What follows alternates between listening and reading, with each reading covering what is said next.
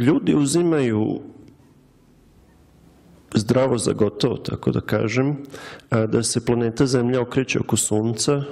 da se Sunce okreće oko centra naše galaksije,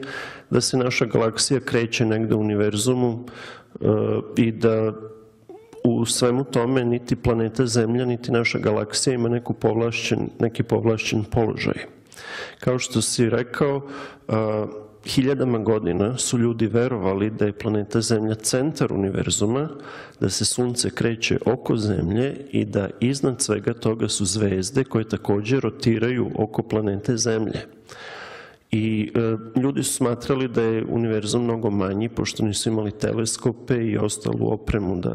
da proučavaju veličinu univerzuma u kome živimo. I onda je u srednjem veku, na početku renesanse praktično,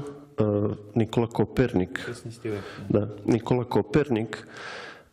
je dao jedan novi koncept po kome se Zemlja okreće oko Sunca i to je takozvani kopernikanski princip koji kaže da se i Zemlja i sve ostale planete okreću oko Sunca, pa prema tome Zemlja nema povlašćen položaj, a sem toga čitav naš sunčev sistem takođe nema povlašćen položaj, jer su sve druge zvezde koje vidimo takođe Sunca. Tako da je kopernikanski princip bio prvi sukob između religije i nauke u Evropi, između, dakle,